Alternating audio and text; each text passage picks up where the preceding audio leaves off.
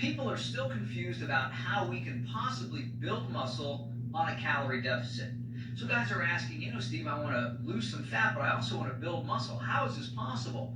Everybody out there is telling me that I have to have a calorie surplus to build muscle. Well, this is where the problems occur with bodybuilding and people giving advice. They don't take into consideration that most people are at different stages of conditioning and training. So you can't just offer a blanket statement to everybody. Remember, the diagnosis for somebody who has a cold that's 10 is different than somebody who has a diagnosis who's 40 and who's 80. The treatment's different. So you got to remember, you have to adjust it based on your audience.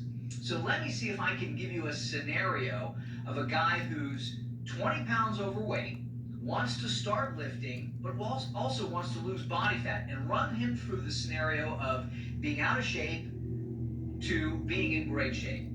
So the guy eats 2,000 calories a day. We'll keep it simple so I can track it in my head. We put him on a 500 calorie a day deficit, so he's eating 1,500 calories a day, and he's working out. Great, we have a deficit. How is this guy building muscle? You gotta remember, you don't need a ton of extra calories to build muscle in somebody who's just started, because they're not training very hard. And either way, you don't need thousands of extra calories to build a few ounces of muscle. So as this person is lifting, the additional food they're eating, or the food they're eating, proteins, fats, and carbohydrates, goes to fuel their workouts and, more importantly, build muscle, because they're eating protein. And then any additional energy they need comes from the body fat that they have. That's where the calorie deficit comes in. That extra body fat is being used as energy. It's just like the food you're eating. So after 3 or 4 months, this person says, wow, I have had some great results. I've lost some body fat, I've built some muscle, my strength has increased, but now I notice my fat loss has slowed a little bit. What's happening is this person's gotten bigger, stronger, and they probably need some additional calories because they're training harder, and now because they're more muscular, their body composition is changing. So let's say we change their calorie deficit from 500 down to 200. So now they're eating 1,800 calories. Great. They continue to lift. They notice they're building more muscle. They're still losing weight, but at a slower rate, or body fat at a slower rate. But now they have additional energy, and they've packed on some additional size and strength. Now, after 6 months of training, 6 to 8 months, the person has the same problem. Hey, Steve, my body fat level has leveled off, but I'm happy with it. But now I want to build additional muscle. What do I do now? Well, now it's time to look at our training. We want to begin to train harder, more consistently, more intelligently, and we may need to up our calories. Significantly? No. Bring it back to 2,000 calories a day, the amount of calories that person was eating originally.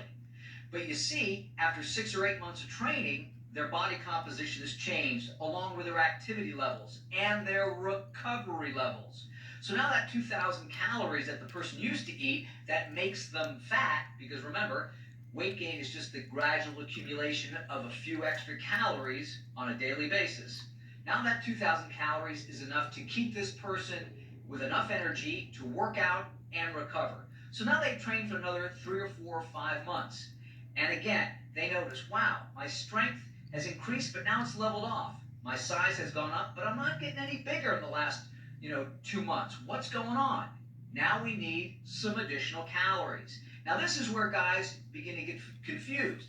They're thinking, wow, time to start shoving down 1,000 extra calories a day in shakes. Well, that's definitely going to be a bulking phase, and you'll end up being fat. You'll end up being stronger, but you'll end up being fat. So you'll be like the guy was originally on the 2,000 calorie a day diet.